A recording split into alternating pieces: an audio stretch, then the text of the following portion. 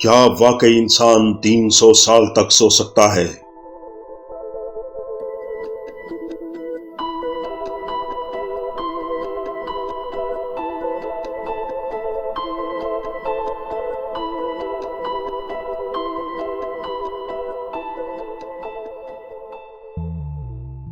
Hibernation ایک ایسا عمل ہے جس کے ذریعے دنیا کے تقریباً 2000 مختلف جاندار موسم کی سختیوں، خوراک کی کمی اور موت کے خوف سے بچنے کے لیے لمبی تان کر سو جاتے ہیں۔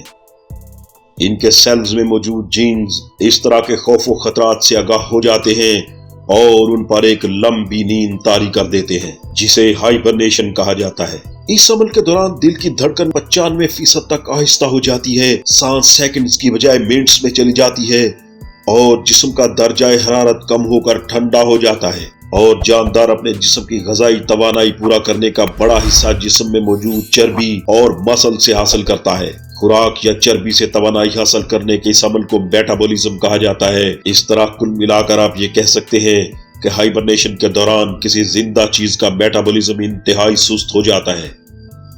ہائبرنیشن کرنے والے جانوروں میں کئی قسم کے چوہے، چمگادڑ، گلہری، لنگوروں کی کئی نسلیں، کچھ پرندے، سانپ، کیڑے اور کئی ریچھ شامل ہیں۔ ہائبرنیشن والے جانور جی بھر کے کھاتے ہیں تاکہ موٹے ہو کر اندر چربی بنا لے جو ہائبرنیشن میں توانائی دے۔ ہائبرنیشن سے کچھ مہینوں بعد باہر آنے والے جانوروں کو زوروں کی بھوک لگتی ہے اور وہ پہلا کام شکار تلاش کرنے کا ہی کرتے ہیں۔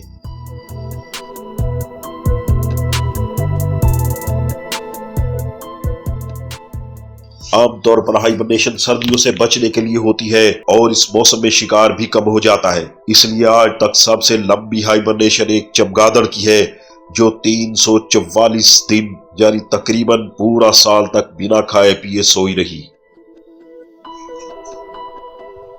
سائنس یہ بھی ثابت کرتی ہے کہ ٹولمرز جو کہ ڈی این اے کے ٹکڑے ہیں اور سیل کے کروموسوم کے کناروں پر پائے جاتے ہیں، وہ سیل کی ہر تقسیم کے وقت کم ہوتے جاتے ہیں اور ان کی تعداد کو لیبارٹری میں ٹیسٹ کر کے کسی جاندار کی باقی بچی ہوئی زندگی کا اندازہ لگایا جاتا ہے، لیکن ہائبرنیشن کے دوران ان کو انتہائی سست رفتاری سے کم ہوتے دیکھا گیا ہے۔ اس ساری بات کو آسان لفظوں میں کہیں تو ہائبرنیشن کے دوران جانوروں کی عمر تقریباً بڑھنا رک جاتی ہے۔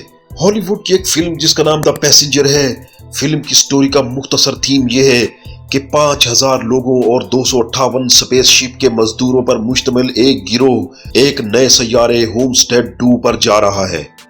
سیارہ چونکہ زمین سے 120 نوری سال کے فاصلے پر واقع ہے، اس لیے انسان کا اپنی نارمل زندگی میں جس میں وہ بمشکل 70 سے 80 سال طبعی عمر پاتا ہے، جانا انتہائی مشکل ہے۔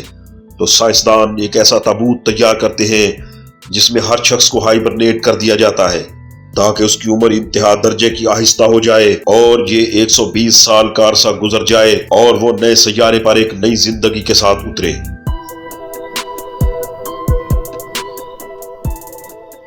لیکن ان میں سے ایک شخص کسی خرابی کی وجہ سے جلدی جاگ جاتا ہے اور اسے پتا چلتا ہے کہ ابھی نئے سیارے پر پہنچنے کے لیے 80 سال مزید باقی ہے۔ تو یہاں سے فلم اس کے دوبارہ ہائبرنیٹ ہونے کی جدوجہد پر شروع ہوتی ہے۔ اب ذرا قرآن حکیم کی سورہ کہف کے ان چند جملوں پر غور فرمائیے۔ اللہ تعالیٰ فرماتے ہیں، تو ہم نے غار میں کئی سالوں تک ان کے کانوں پر نیند کا پردہ ڈالے رکھا، اور جب سورج نکلے تو تم دیکھو گے کہ وہ ان کی غار کے داہنی طرف سمٹ جائے، اور جب غروب ہو تو بائیں طرف کترا کر گزر جائے، اور وہ اس کے میدان میں تھے۔ یہ خدا کی نشانیوں میں سے ہے۔ اور تم ان کا خیال کرو کہ وہ جاگ رہے ہیں حالانکہ وہ سو رہے ہیں، اور ہم ان کو دائیں اور بائیں کروٹ بدلاتے تھے، اور ان کا کتا چوکھٹ پر دونوں ہاتھ پھیلائے ہوئے تھا۔ اگر تم ان کو جاگ کر دیکھتے تو پیٹ پھیر کے بھاگ جاتے اور دہشت میں آ جاتے۔ اور اسی طرح ہم نے انہیں اٹھایا تاکہ آپس میں ایک دوسرے سے دریافت کرے۔ ایک کہنے والے نے کہا کہ تم یہاں کتنی مدت رہے؟ انہوں نے کہا کہ 1 دن یا اس سے بھی کم۔ اس نے کہا کہ جتنی مدت تم رہے ہو تمہارا پروردگار ہی اس کو خوب جانتا ہے، تو اپنے میں سے کسی کو یہ روپیہ دے کر شہر بھیجو اور وہ دیکھے توانائی سے بھرپور کھانا کون سا ہے، تو اس میں سے کھانا لے آئے۔ اور آہستہ آہستہ آئے اور جائے اور تمہارا حال کسی کو نہ بتائے۔ سائنس کہتی ہے کہ ہائبرنیشن کے دوران کئی جانداروں کے جسم کے کئی حصے یعنی آرگنز کام کرنا بند کر دیتے ہیں۔ چاہے باہر کا درجہ حرارت جیسا بھی رہے، دنیا کی زیادہ تر غاروں کا درجہ حرارت سارا سال مستقل رہتا ہے۔ اصحاب کہف کا پہلا قدم غار تھا، اس کے بعد سو جانا۔ قرآن حکیم کا یہ کہنا کہ ان کے کانوں پر نیند کا پردہ ڈال دیا، دراصل ہمارے اندرونی کان کے اس حصے کی طرف اشارہ کرتا ہے جو ایک انتہائی معمولی آواز پر بھی چونک کر دماغ کو سگنل بھیجتا ہے اور دماغ ہمیں فوراً جگا دیتا ہے۔ لیکن اصحاب کہف کے معاملہ میں وہ حصہ مکمل طور پر رک چکا تھا، یعنی سسپینڈڈ ہو چکا تھا۔ اگر سورج کی روشنی غار میں پڑتی تو غار کا درجہ حرارت بڑھتا جو اصحاب کہف کو جگا سکتا تھا۔ دوسرا، سورج کی تیز شعاعیں جلد پر پڑنے سے جسم میں فری ریڈیکل مالیکیولز بنتے جو انسان کی عمر بڑھانا شروع کر دیتے ہیں۔ لیکن قرآن حکیم یہ فرماتا ہے کہ طلوع و غروب کے وقت سورج غار کے سامنے نہ ہوا، کہانی کو نہایت دلچسپ مرحلے میں لے کر جا رہا ہے، یعنی غار سارا عرصہ ٹھنڈی رہی۔ دوستو غور سے سنیے، دل تھام کر بیٹھیے۔ سائنس مانتی ہے کہ سویا ہوا شخص اگر زیادہ دیر تک کروٹ نہ بدلے تو خون کا بہاؤ رکنے اور پریشر کی وجہ سے جسم پر بڑے بڑے زخموں کی بیماری کا شکار ہو سکتا ہے، جسے پریشر السر کہا جاتا ہے۔ لیکن قرآن کہتا ہے کہ اصحاب کہف کی کروٹ باقاعدہ بدلائی جاتی رہی، چنانچہ وہ اس بیماری سے محفوظ رہے۔ سائنس کہتی ہے کہ اگر آنکھیں زیادہ عرصے تک بند رہیں تو آنکھوں کے نرو آپٹک کو نقصان پہنچا کر اندھا کر سکتی ہے۔ اگر زیادہ دیر تک کھلی رہیں تو کورنیا کو نقصان پہنچا دے گی، یعنی زیادہ دیر تک آنکھیں کھلی رکھنے یا بند رکھنے سے نقصان پہنچ سکتا ہے۔ کوما کے اکثر مریض اگر لوٹ آئیں تو آنکھوں کی بیماریوں کا شکار ہو سکتے ہیں۔ اب ظاہری سی بات ہے کہ اتنا لمبا عرصہ سونے کے لیے آنکھوں کا باقاعدہ وقفے سے جھپکتے رہنا ضروری ہے تاکہ نظر ضائع ہونے سے بچ جائے۔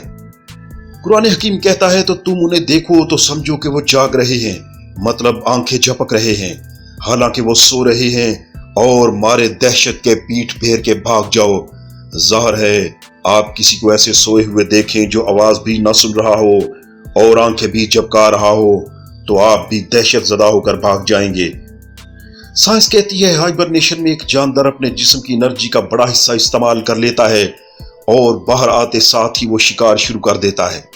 قرآن حکیم فرماتا ہے کہ جیسے ہی وہ اٹھے، ایک نے کہا بازار سے بہترین توانائی سے بھرپور کھانا لے کر آؤ۔